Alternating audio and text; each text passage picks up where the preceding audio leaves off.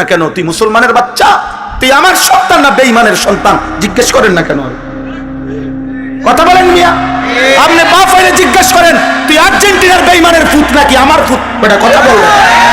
তুই ব্রাজিলের ওই বেঈমানের পুত না আমার পুত? বলবে বলো, ছাপ জিজ্ঞাসা করো যে বেটা তুই, আমি তোর বাপ, আমার জীবনে দেখছ তুই তোর এমন গেঞ্জি গায়ে দিতে, তুই টাকাও দিলি কেন?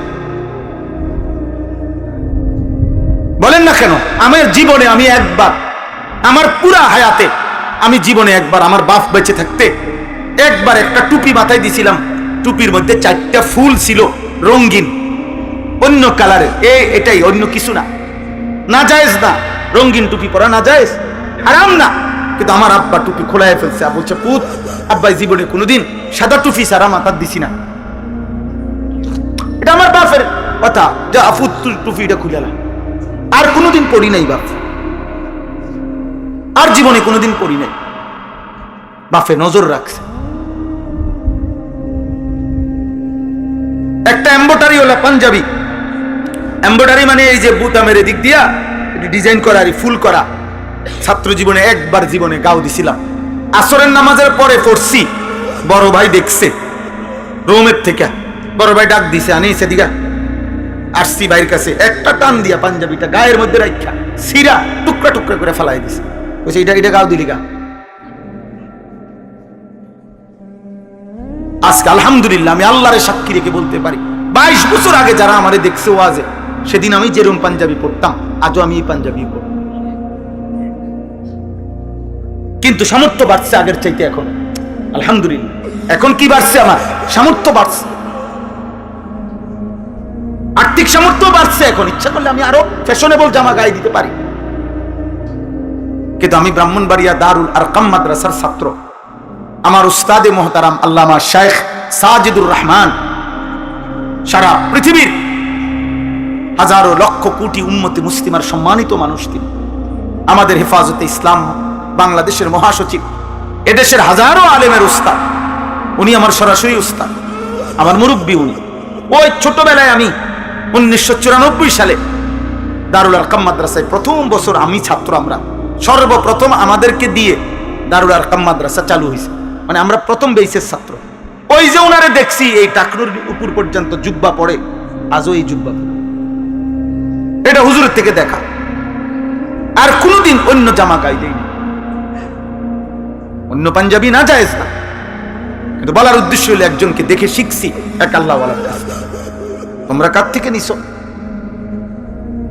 বলো বাবা, চুলটা কার থেকে নিলা? নবী সাল্লাল্লাহু আলাইহি সাল্লামের আপন চাচাতো ভাই, আপনারা শুনেন, মুতার যুদ্ধে, একটি যুদ্ধ হয়েছে নবীজির জামানায়। 3 জন সাহাবী যাদেরকে নবীজি সেনাপতি বানাইছিলেন ওই যুদ্ধে, 3 জন সাহাবী পরপর ওই যুদ্ধে শহীদ হয়ে গেছেন, এবং অত্যন্ত মারাত্মক বিভীষিকাময় একটি যুদ্ধ। তো ওই যুদ্ধের 2 নম্বর সেনাপতির নাম ছিল জাফর ইবনে আবি তালেব, নবীজির আপন চাচতো ভাই। আবু তালেব নবীর চাচা না? নাম শুনছেন না আবু তালেবের? এ আবু তালেবের ছেলে, মানে হযরতে আলীর ভাই। আলী রাদিয়াল্লাহু তাআলা আনহু তো আবু তালেবের ছেলে। এই জাফর ইবনে আবি তালেব আলী রাদিয়াল্লাহু তাআলা আনহুর ভাই, আর কি বড় ভাই জাফর। উনিও ওই যুদ্ধের 2য় সেনাপতি ছিলেন। উনি শাহাদাত বরণ করছেন, যুদ্ধের ময়দানে শহীদ হয়ে গেছেন। আল্লাহর নবী সাল্লাল্লাহু আলাইহি সাল্লাম মদিনায় বসে তখন কাঁদতেছিলেন, সাহাবাদেরকে বলছেন, সাহাবারা, আমার জাফর, আমার আপন চাচাতো ভাই, এইমাত্র শহীদ হয়ে গেল। তো ওনার শাহাদাতের ঘটনা খুব মারাত্মক, মানে কলিজা কাঁইপা ওঠার মতো ঘটনা। ওনার শহীদ হওয়ার ঘটনা, যুদ্ধের ময়দানে ওনার দুশ্মনে প্রথম ডান হাতটা কেটে ফেলে দিছে। উনি সেনাপতি, তো উনি পতাকা বাম হাতে নিছে, বাম হাতে কোপ দিয়া কাইটা ফেলছে। উনি এই শুধু যেটুকু বাজু ছিল 2 হাতের বাইকি, এটা দিয়া দাঁতের মধ্যে কামড়াইয়া ইসলামের পতাকা উঁচা করে রাখছে। কিতাবে আছে উনি আপনার গর্দান, ওনার কল্লা বেঈমান কোপ দিয়ে আলাদা করে ফেলছে। কিন্তু কল্লা আলাদা অবস্থায়ও ওনার এই মুখ থেকে এই পতাকাটা দাঁত থেকে টাইমছে, তারা খুলতে পারে না, কোনোভাবে খুলতে পারে না। শেষ 3য় নম্বর সেনাপতি ছিলেন আব্দুল্লাহ ইবনে রাওয়াহা রাদিয়াল্লাহু তাআলা আনহু এই সাহাবীকে জলদি যখন খবর দিছে যে জাফর শহীদ হয়ে গেছে, তুমি তৃতীয় সেনাপতি, নবীজির ঘোষণা, কাজে তুমি গিয়ে পতাকা নাও। এই আব্দুল্লাহ ইবনে রাওয়াহা উনি কাছে গিয়ে আল্লাহর কুদরত এই লাশের সামনে, ওই খণ্ডিত মাথার সামনে দাঁড়াইয়া বলছে, জাফর পতাকা দাও। আমি আব্দুল্লাহ ইবনে রাওয়াহা তো পতাকা ছেড়ে দিছে।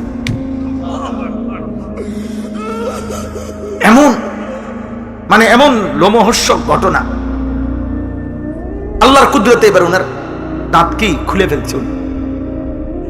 তো এই সাহাবী, দেখো ভাই ছেলেরা, তোমাদেরকে বুঝাইতে চাচ্ছি কোন কথাটা, দেখো এমন করুণ মৃত্যু যার হইল, শহীদ হইলেন। এই নবীজি তখন মদিনায় বসে কাঁদতেছিলেন যে সাহাবীরা, আমার জাফর শহীদ হয়ে গেছে, আমার জাফরের 2 হাত কাইটা ফেলে দিছে। নবীজি এই জন্য বলছে যে আল্লাহ তাআলা জান্নাতে আমার জাফরকে 2টা আলাদা ডানা হাত আল্লাহ কুদরতি লাগায় দিছে। তো নবীজি তখন সাহাবীদেরকে বললেন, চলো আমার জাফরের বাড়িতে চলো, তার স্ত্রী কন্যাদেরকে সান্ত্বনা দিয়ে আসি। উনি শহীদ হয়েছে না, তো ওনার বাড়িতে গেছে নবী নিজে, গিয়া দেখছে, ওনার সান্ত্বনা দিছে, সবাই শুনাইছে, কাঁদতেছে, নিজেও সান্ত্বনা দিছে। তো ওই দিনে যেদিন শহীদ হয়েছে, আজকে বাবা শহীদ হয়েছে যুদ্ধের ময়দানে, ওনার 3টা ছেলে ছিল তখন, হযরত জাফরের 3জন ছেলে। খোদার কসম আব্বা, একটা ছেলেও যদি শুনো, এই দিন যেদিন বাবা যুদ্ধের ময়দানে শহীদ হয়েছে, নবীর সাহাবী, ওনার 3 ছেলেকে উনি যখন দেখছে, সান্ত্বনা দিতেছে, আদর করতেছে, এই দিনে ওই সময় নবীজি দেখছে ওর চুলগুলো মাথার একটু বড় বড়। সত্য কথা হলো, হাদিসের স্পষ্ট শব্দ, নবীজি তখন বললেন, উদউলি আল হাল্লাক, তোমাদের মধ্যে চুল কাটতে পারে যে সাহাবী, নবীজি বললেন তাকে ডেকে নিয়ে আসো। তো আনছে, আর নবীজি বললেন, আমার ভাতিজাদেরকে আগে চুল কাইটা সুন্দর করে ঠিক করে দাও। যেদিন বাপের মৃত্যু হয়েছে, বেটা শহীদ হয়েছে বাপ, সেদিন আল্লাহর নবী এটা খেয়াল রাখছে যে আমার ভাতিজাদের চুল বড় হয়ে গেছে। তাহলে ইসলামে সুন্দর চুল রাখা কতটা গুরুত্বপূর্ণ, কতটা গুরুত্বপূর্ণ। আমাদের ছেলে পেলে কোথাকার কোন বেঈমান, কোথাকার কোন পাগল, কোথাকার ছাগল, জাত নাই, জন্ম নাই, ঠিক নাই, ঈমান নাই, ধর্ম নাই, নাউজুবিল্লাহ নাউজুবিল্লাহ, ওদের মতো চুল কাটতেছো তোমরা, এটা কি কারবার? এটা পাগল, কার মতো চুল কাটলা বেটা? বেঈমানের মতো। বেঈমান তোমার বাপ, বেঈমান তোমার আত্মীয়, বেঈমান তোমার পছন্দ, কথা বলে না তো, তাইলে তুমি তার মতো চুল রাখবা কেন? তার মতো সাজবা কেন? আল্লাহ আমাদেরকে হেফাজত করেন। আল্লাহ তাআলা আমাদেরকে যে রাসূল দিয়েছিলেন সাল্লাল্লাহু আলাইহি ওয়াসাল্লাম, গোটা পৃথিবী আজকে 1450 বছরে পৃথিবীর এমন কোন অমুসলিম, এমন কোন বেঈমান, কাফের, মুশরিক, সারা পৃথিবীতে যতজন নবীজির জীবনীকে গবেষণা করছে, আল্লাহর কসম প্রত্যেকের কাছে নবী সাল্লাল্লাহু আলাইহি সাল্লামের বাহ্যিক চেহারা, শরীর, এটা যেমন সবচেয়ে সুন্দর, নবীজির আখলাক, চরিত্র, এটাও সবচেয়ে সুন্দর। তারে কিছু বললে আল্লাহর কথা, এমন বধির কানেও শুনে না, আর তারে যে ইশারা ইঙ্গিত দিয়েও বুঝাইবো, এ তো চোখেও দেখে, চোখেও দেখেন। কাল আসাম, কাল আমা ওয়াল আসাম, বেঈমান এবং নাফরমান, অন্ধ এবং বধির। আর ইমানদার, মুমিন, মুত্তাকি, সামি' এবং বাসীর, সে চোখেও দেখে আল্লাহর আয়াত, সে কানেও শুনে আল্লাহর কথা। আল্লাহ বলেন, বলো তো তোমাদের যদি বিবেক থাকে, এই 2 দল, একদিকের ব্যক্তি হলো অন্ধ এবং বধির। বধির বুঝছেন মানে বয়রা, বয়রা মানে কানে শুনে না, যে একদিকে অন্ধ, আরেকদিকে বয়রা, আরেকদিকে হলো শুনেও দেখেও। তো এই 2 দল বরাবর, কথা বলেন না, বরাবর, বরাবর না। আল্লাহ তাআলা বলেন, হাল ইয়াসতাবিয়ানে মাসালা, এরা 2 দলের সাদৃশ্য কি এক নয়। তো আল্লাহ তাআলা বলেন, ইমানদার এবং নাফরমান এক নয়, ইমানদার আর নাফরমান এক নয়। তাহলে এই কথাটা খুব গুরুত্বপূর্ণ। আমি এই সবসময় এটা নিয়ে আমার যুদ্ধ। ওই ভাই, ও গেঞ্জিওয়ালা ভাই, ওই বেটা বেয়াদব, ওর বেটা, যাও চলে যাও এখান থেকে, এখন হাসো কেন? ওই সময় বললা আমি সুন্দরভাবে বলি নাই আব্বা, এখন ধমক শুনলা কেন? এখন তোমার কেমন লাগলো কও? এতগুলো মানুষের সামনে যে ধমক শুনলা, এটা সাংঘাতিক। আমরা আমাদের সন্তান ছেড়ে দিলে তো ছেড়েই দিলাম। সবাই আছে, 8 বছরের বাচ্চার কাছেও পরাজিত, 10 বছরের বাচ্চার কাছেও আমরা হেরে গেছি। পোলাইন মানুষ, আরে কি আশ্চর্য কথা! তো এর ঠিক করবে কে? বলো না আব্বা, সংশোধন করবে কে? মানুষ আমরা প্রত্যেকের যা বাপও কয় হেতে ফুলাইন মানুষ, দাদাও কয় হেতে ফুলাইন মানুষ, তো এর ঠিক করবে কে? সংশোধন কার দায়িত্ব? ফিরাবে কে রে আব্বা? এই লক্ষ লক্ষ মুসলমানের জনবসতিতে, একটি পাড়া, একটা ইউনিয়নে এতগুলো মুসলিম ছেলে পেলে দিনের পর দিন 365 দিনে একদিনও ফজরের নামাজ পড়ে না, এদেরকে কেউ উঠাবে না? এদেরকে জাগানোর কোনো চেষ্টা করবেন না? কে উঠাবে তাইলে? কে বলবে তাইলে? আপনার কারো গায়ে সইতেছে না, কেউ আমরা হিম্মত করতেছি না। সবাই আমরা মনে করতেছি কোন রকমে খাইয়া দাইয়া আল্লাহ চালাইতে আছে। এটা কি কোনো কথা হইলো আব্বা? কোন রকমে খাইয়া দাইয়া বুঝি চললেই জীবন শেষ। খাইলেন দাইলেন, পেশাব পায়খানা করলেন, পেটের চাহিদা, লজ্জা স্থানের চাহিদা পূরণ করলেন, খালাস, এরপরে আর কিছু নাই। মৃত্যু কি হবে না? কবরে যাবেন না? তো কোরআনুল কারীমের মধ্যে আছে, ওয়া আসলিহ লি ফি যুররিয়াতি। একজন ইমানদারের দোয়া আল্লাহ শিখাইছে, মুমিনের দোয়া হবে এরকম যে আল্লাহ আমার জন্য আমার সন্তানদের ঈমান, আমল, আখলাক সুন্দর করে দেন। আমার জন্য মানে কি? মানে হলো আমার ছেলে মেয়ের ঈমান আমলের বরকত, তারও জান্নাত, আমারও জান্নাত। আমার সন্তানের নাফরমানি, পাপ, অসভ্যতা, অশ্লীলতা, বেনামাজি জিন্দেগিতে তারও জাহান্নাম, এই কারণে আমারও জাহান্নাম। এই জন্য আল্লাহ শিখাইছেন, ওয়া আসলিহ লি, আল্লাহ আমার জন্য আমার সন্তানদেরকে ঠিক করে দেন। কারণ হয় নাফরমান হওয়া মানে আমিও বরবাদ, আমিও নষ্ট, বরবাদ। প্রত্যেক অভিভাবককে, কুল্লুকুম মাসউলুন আন রাইয়াতিহি, বুখারীর হাদিস।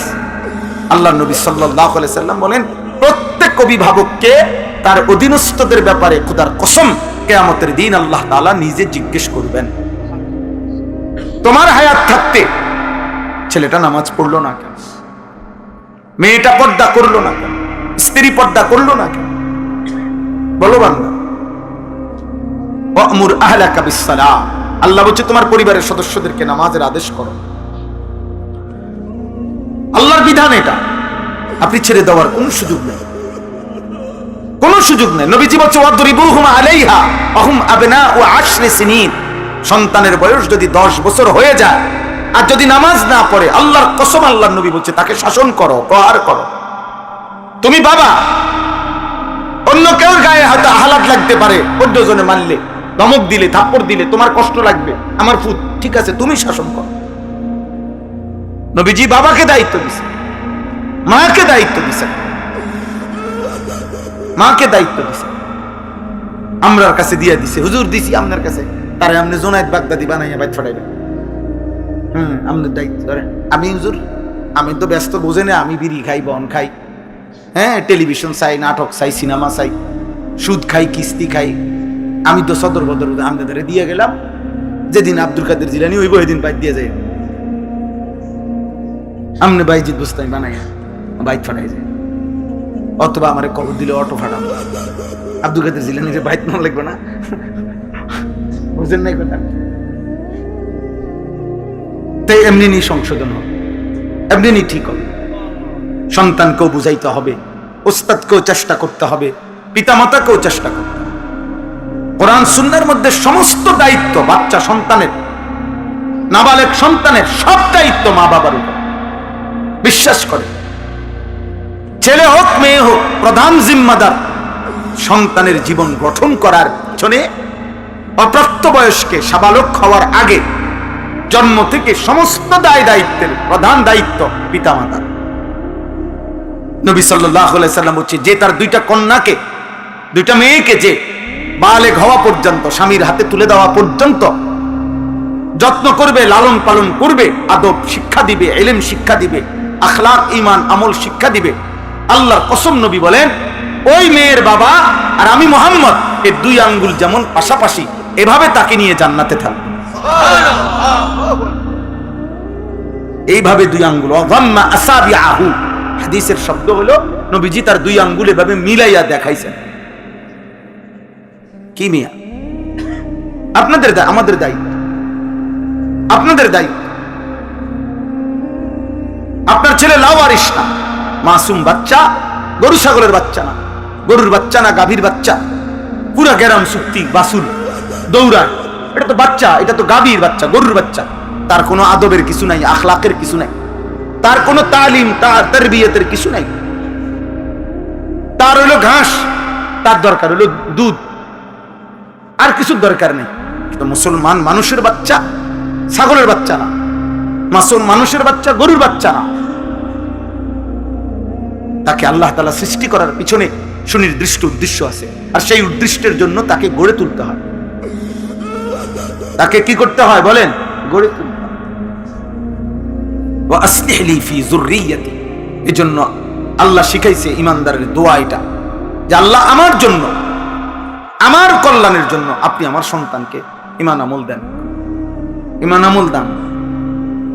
কি বলেন? হাদিসে আপনারা শুনছেন, নবীজি সাল্লাল্লাহু আলাইহি সাল্লাম বলেন, ইজা মাতাল ইনসানু ইনকাতা আমালু, কোন মানুষ তার সমস্ত আমল বিচ্ছিন্ন হয়ে যায়, সে নিজে আর কোনো আমল করতে পারে না, ইল্লা মিন সালাসা, কিন্তু তিনটি আমল থেকে যায়। কয়টি আমল থেকে যায়? তিনটি আমল থেকে যায়। এই তিনটি আমলের মধ্যে একটি হলো আও ওয়ালাদুন সালিহুন ইয়াদউ লাহু, একটা হলো সাদকায়ে জারিয়া, একটা হলো ইলম, নিজে যেই ইলম অর্জন করে অন্যকে শিখাইছে, আরেকটা হলো আও ওয়ালাদিন সালিহিন, সে একটি নেক সন্তান রেখে গেছে, ইয়াদউ লাহু, যে তার বাবার জন্য দোয়া করছে, মার জন্য দোয়া করছে। ওই বাচ্চা দোয়া করে মিয়া, হাদিসের এখানে আলেম আছেন, আপনি জিজ্ঞেস করে দেখেন, ওই হুজুর দিয়া দোয়া না। হুজুর দিয়া দোয়া করাইলে ফজিলত আছে আলাদা, কিন্তু এই হাদিসের অর্থ হইল ওই ছেলেটা দোয়া করবে। আওয়ালাদিন সালিহিন ইয়াদউ লাহু, সে দোয়া করবে তার বাবার জন্য, ছেলে দোয়া করবে। তো আপনি ছেলে যদি আপনার জন্য দোয়া পেতে হয়, তার কি কোনো আখলাক দরকার আছে? কি দিয়ে দোয়া করবো? তার কি কোরআন